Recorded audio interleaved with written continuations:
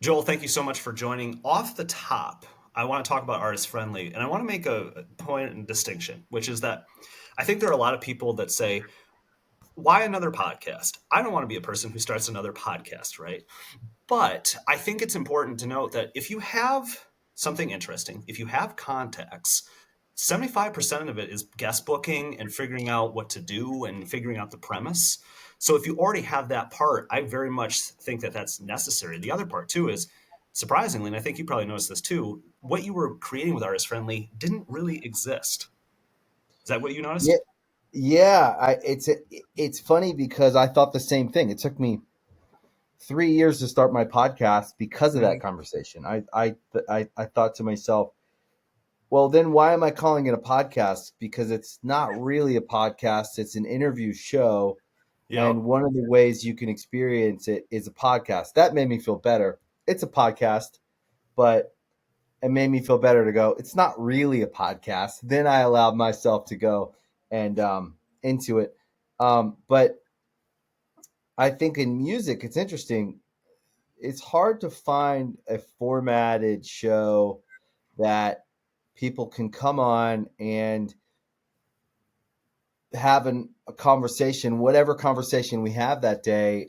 They're very much similar to the same conversation we'd have backstage at a festival or at a dinner. If we were at a dinner, a lot of times if you're at someone's birthday party or you're at someone's dinner and you meet another artist, you end up having these conversations together.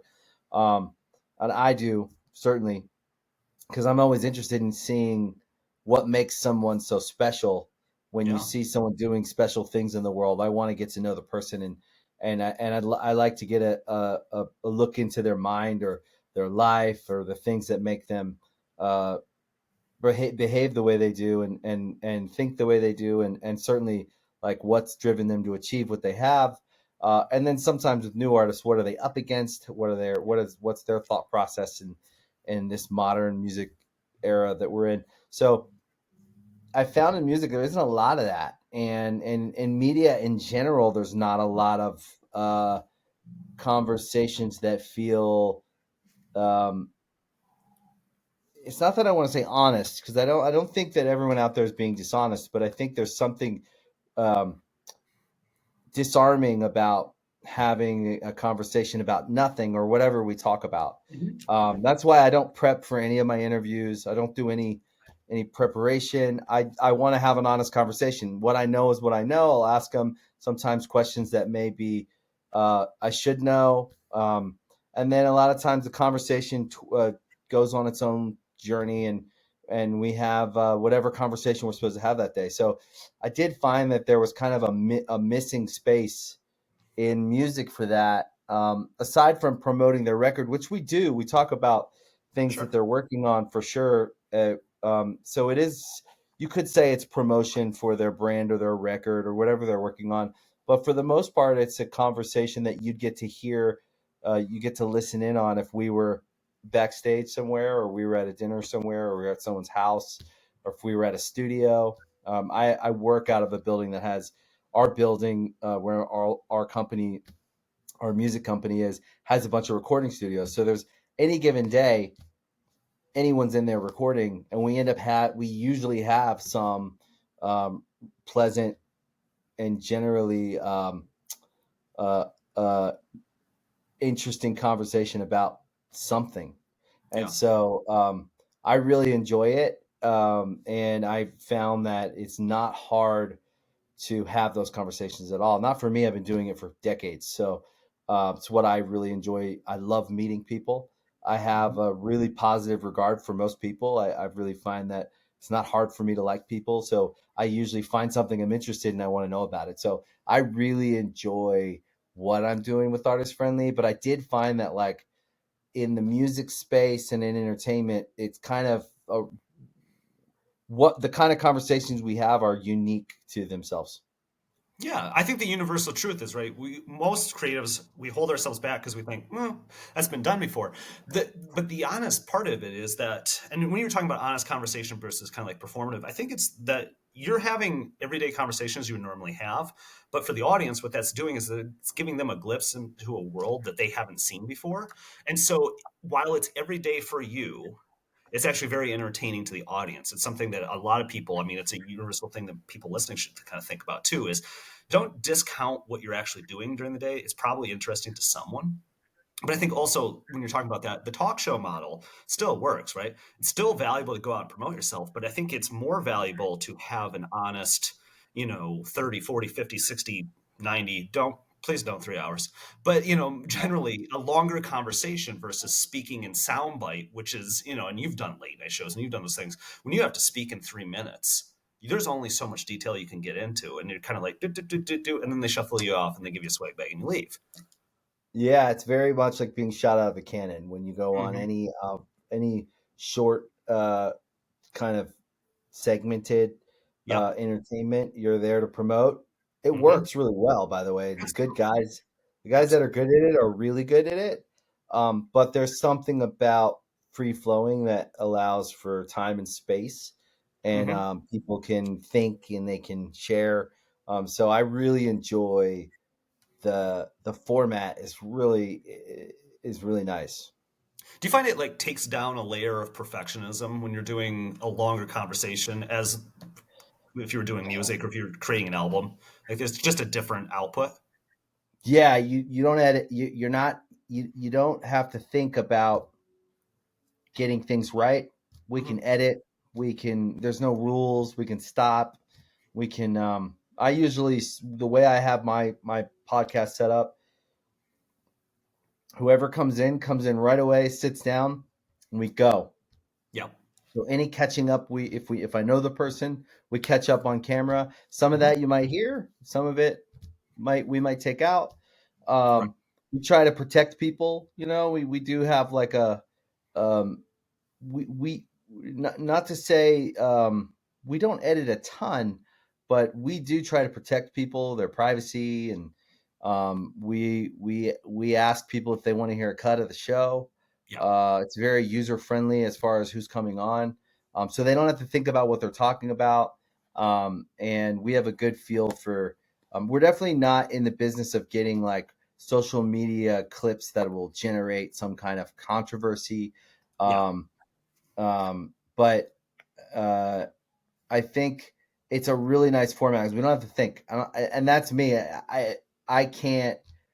I have to show up how I'm dressed, and I don't have hair and makeup. I just sit down, do the Same. show, and it's the best way I operate is to be able to show up as I am and not think about how I look, not think about anything other than the person that I'm talking to, and enjoying that. Like I get this person for an hour or two, and I really enjoy that. It's one of my favorite things. Has always been meeting people.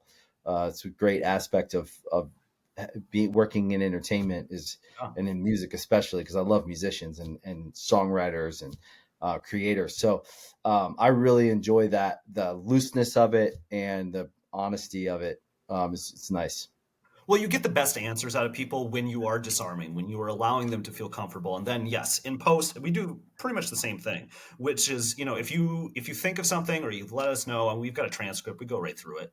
Those are valuable things. I say save it for the podcast a lot. If I start having a conversation in the green room beforehand, I'm like, whoa, whoa, no. Yeah, I want to say as few things as possible. Same thing I did with you. Like I did not want to say a bunch because I was yeah, like, oh, tech thing here, tech thing there, and then let's just go because even I view it this way, even if 40% of the interview is flawed, it's the 60% that you get that's going to be better than another interview or something different.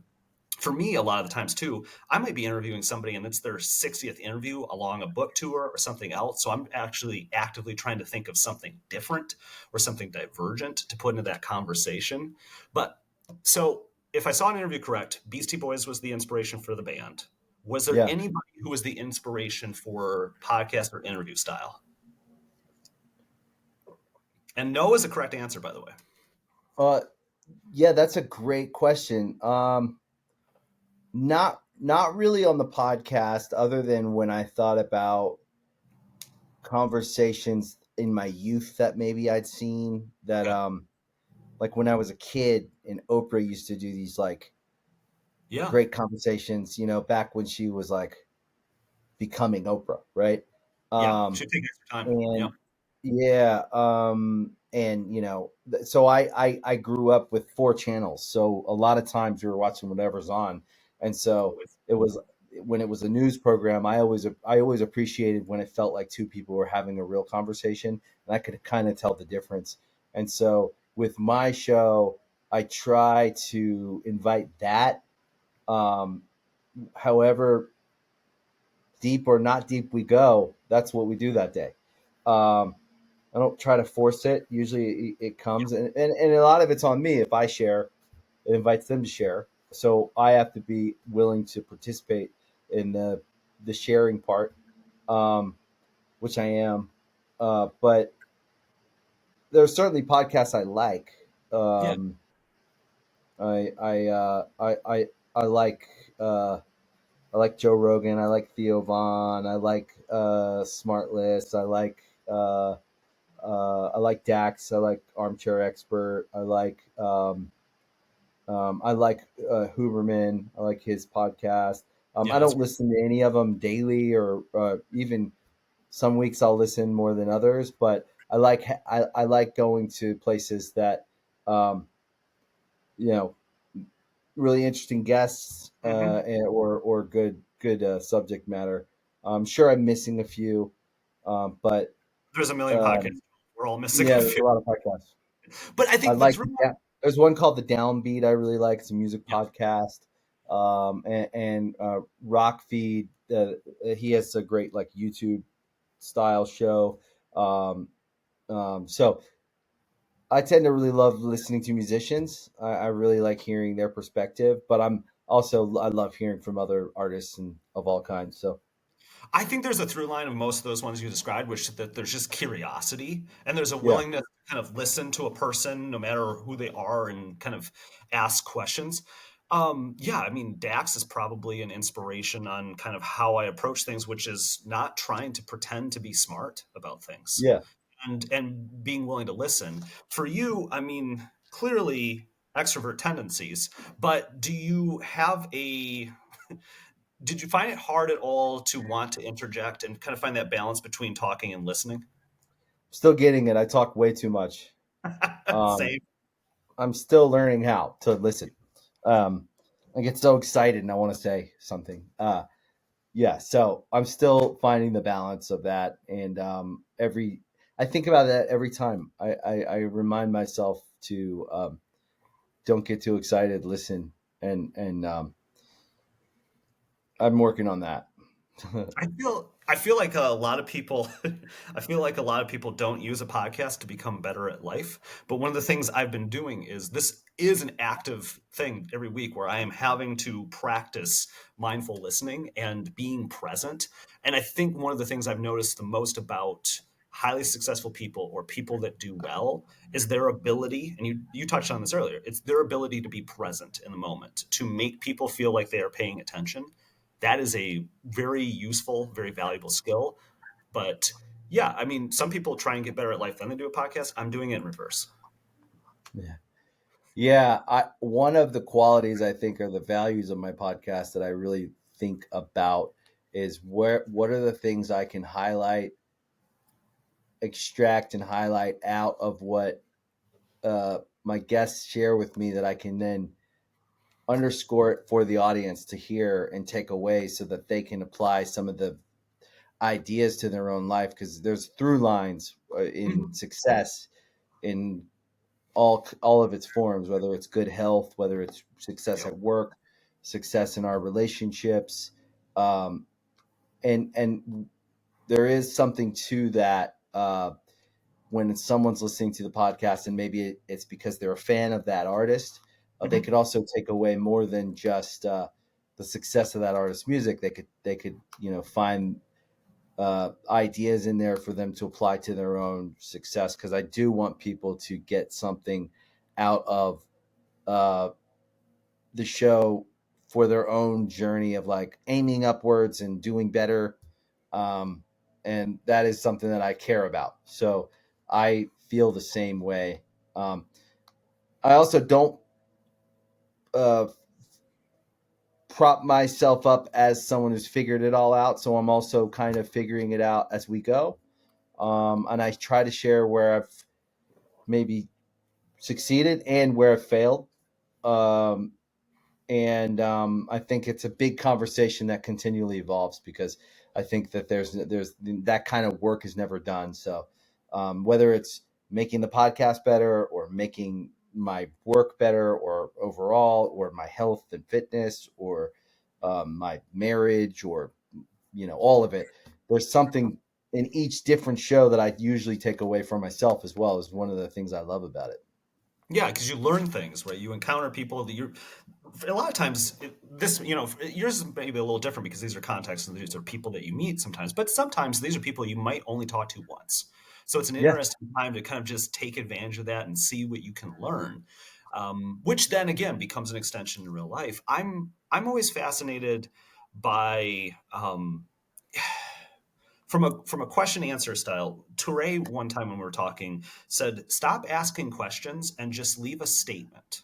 Let it sit and see what someone says because they will give you a much better answer." Joel, when people give you tough answers, are there any that come to mind or just breakout moments? Because what I didn't want to ask, and I'm still going to ask a question, but what I didn't want to ask was favorite moment on the podcast because then you have to pick and choose. That's terrible. But are there general themes or general things that make you stop and listen more? I do think that I've done a lot of work on my own uh, healing from my childhood.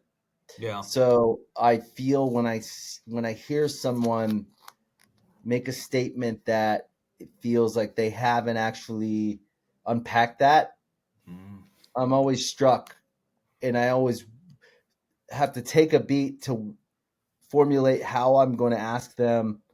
Do you think that might be your childhood? Something from your childhood, mhm. because it is a real question, and it is a real. It's something that I really actually want to know, and it might be something they've thought of or they haven't.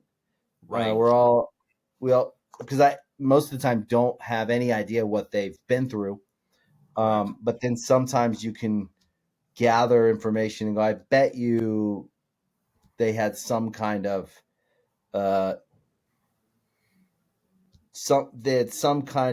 whether it was trauma or whether it was just they went through this kind of experience, right? Like maybe I would guess maybe their parents got divorced when they were young, like maybe. So I'd stop, hear something that triggered that kind of thought, and then I would think, how am I going to ask them that? And then I just ask it.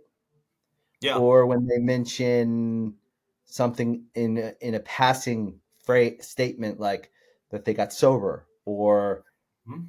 I'm interested in that. I don't want to brush over that. I actually want to hear about that. And then asking them to share about that's tricky because they may have just wanted to brush over it as a point of, I don't want to say too much about it, but I got sober. So there's a way to invite someone to share if they want to, but if they don't want to, you can usually feel it as well. And I'm fine to leave it as well. So that's always like kind of an interesting, those are interesting moments that I find like you have to stop and think and quickly Right. analyze, am I right about this? I might be wrong. How do I ask them? And it's a quick thought process that's like a hurry up and figure. Mhm. I don't want to leave a minute of silence, but a little bit of silence is okay. There's absolutely there's value in the intentional pause, right?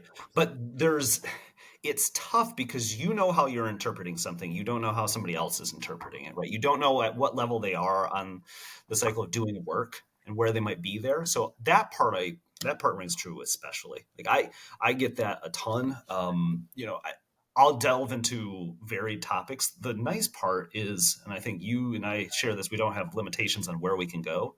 So if it goes in a direction that sounds interesting, we can take it there. And I love that aspect. I think this would feel weird if it was constrained, but it would feel unnatural if it was constrained. There's is there anyone specifically that you want to interview that you haven't? Oh, that's a great question. Um,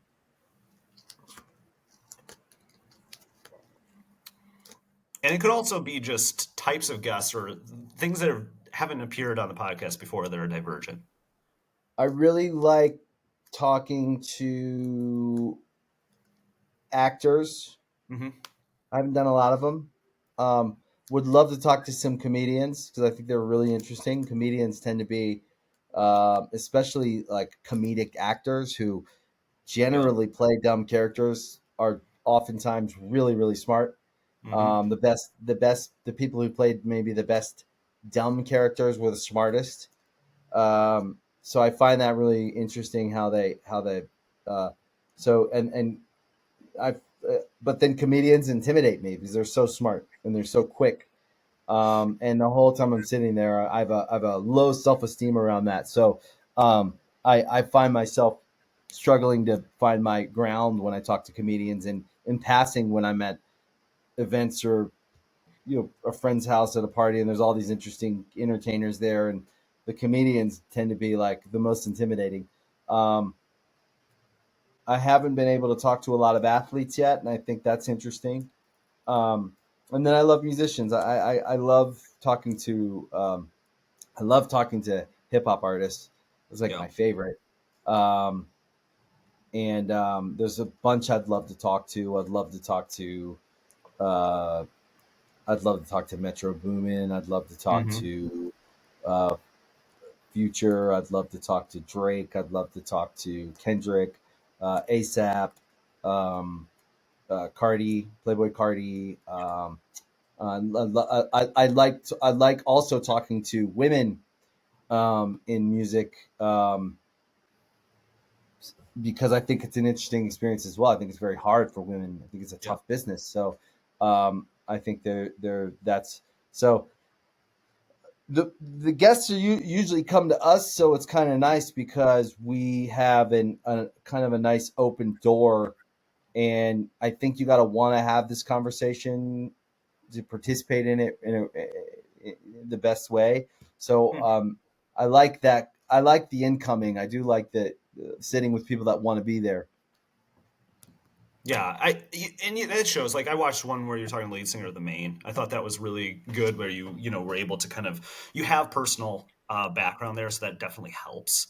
But yeah, it's just getting outside of things. When you're talking about comedians, they're usually super sharp. They're usually very introspective.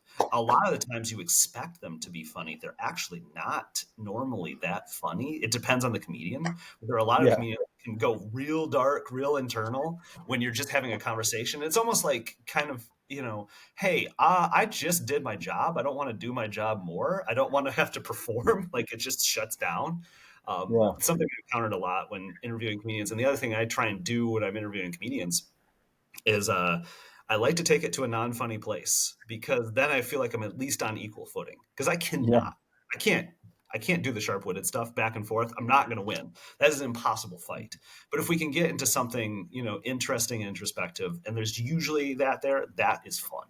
Um, how long do you want to do this? um, I really enjoy it, and Yeah, as long as I can. It's been a really amazing process. I started from nothing. We just yeah, decided to start it, and we continue to, as we tend to do. We always try to just like tweak things as we go and make them better, and make them the best we can make them as we go. Learned a ton. hmm, I don't think the show is anywhere near its full potential. I think but I love the organic process of it. Um, I love what it's created in rock music, especially, and in alternative music. There's not a lot of impactful shows and important shows, and I feel like this is a great place for artists to come and not only promote their record or their song or whatever they're doing, but also for their fans to get to know them. And I think it's an interesting brand in the space. It's nothing else like it. Um, for rock and alternative and the music I come from. They get a special place in the show. A lot of artists you've maybe never heard of. yeah, A lot of artists sometimes new. Sometimes they're actually not new. You just haven't heard of them, and they're actually hugely successful in the space of rock and alternative. Um, so I have that's a very near and dear uh, uh, place for me. So I make sure that we're covering that kind of music, and that we always take the time. Uh, but I'd like to do it as long as I can. I really enjoy it.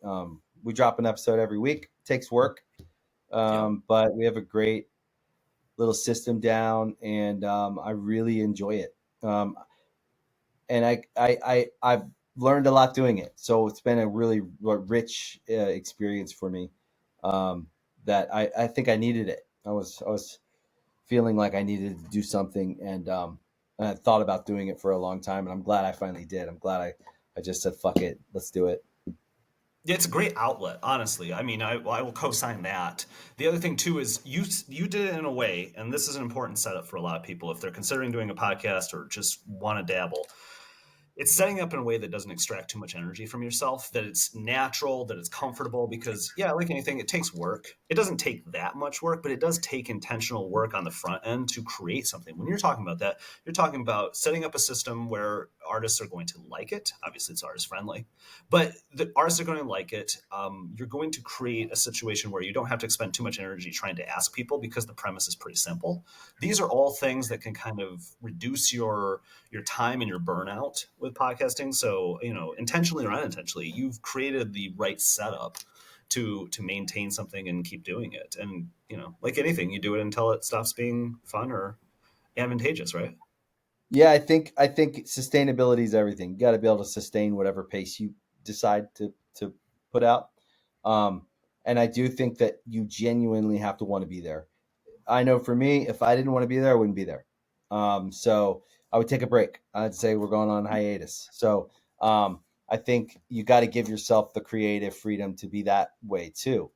Um, so far as we go, we're 70 some episodes in. Um, and we have a full tank of gas. I feel that way. I feel like I have a full tank of gas. But if I didn't, I would be honest about it, and I would say we're going to take a break and re regroup and see what the next version of the show is. Absolutely. Joel, when I finish these, I do something called Keep It Short. The questions are short. Your answers can be however long you want. Are you ready? Yeah. Okay. Question one. So for me, and I didn't have to do research on this because I know it. For me, the anthem on Madden 2003 is still stuck in my head because I played a fuck ton of Madden, and also I listened to you. So I had a shirt in the high school. But Thank you. what I no, it's great. That's why I was excited to chat. But is there a song from way back 20 years ago or more, or currently, that is an earworm that you cannot get out of your head? Yeah. Teenage dirtbag. Wheatus. Yeah. Yes. Every single time. You are playing to my strengths. That one and subsequent covers, which go in a variety of different ways. And I'm pretty sure somebody did that on The Voice last season, which I was shocked. So we're looking at touring next year sometime, putting a tour together. I want to bring Weedus out every night and play that, and for them to play that song. Oh, hell I yeah. want it in our set. I love that. I just every time I hear that song, I listen to it again and again, and I'll end up listening to it the whole afternoon because I forgot. And then, you know what I mean. Yes. Uh, and then, My Chemical Romance, The Black Parade. Yeah. Is that the song? Is it called The Black Parade? I believe it is. I know what exactly you're talking because What's it's like the 6 minutes song? long, right?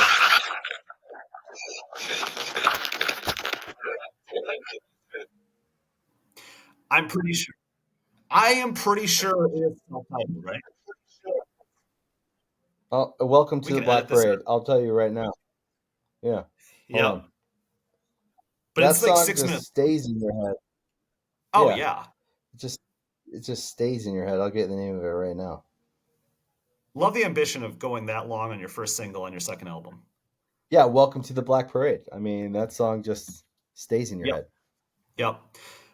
Weezer Say It Ain't So is another one that if I hear it, I'm done. Like that's going to be in there for a while. So I've got a few, but question two, um, is there a moment where you felt like you were comfortable in your career? You made it, you were comfortable.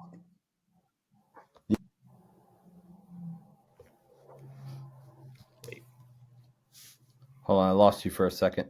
that's fine. I'll re-ask it and then just cut out if you're good with that. All We're right. good now? Yeah. Cool. Joel, is there a moment in your career, and again, the correct answer can be no here.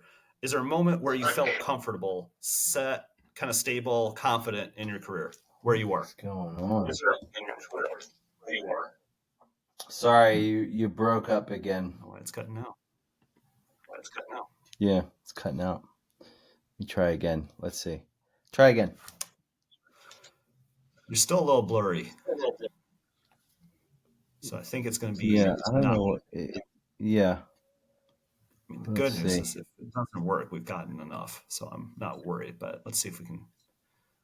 All right, try that now. Okay. Joel, is there a moment in your career where you felt like you've made it or you felt confident, stable, secure?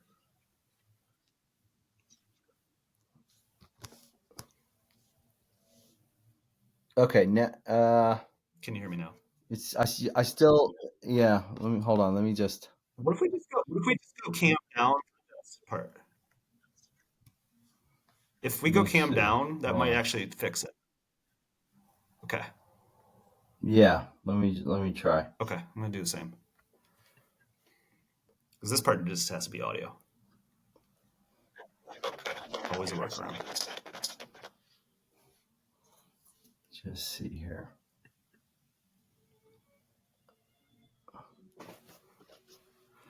And I'll make these quick too.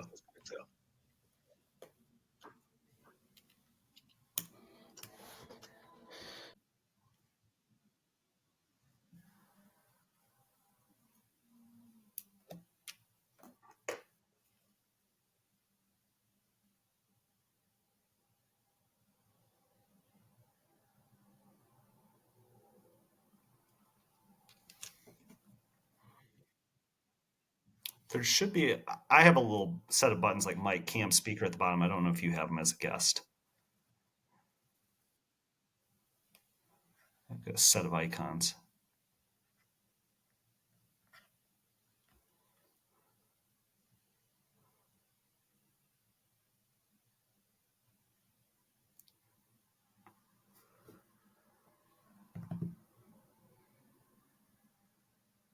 But my guess is if we take one variable out, it should work.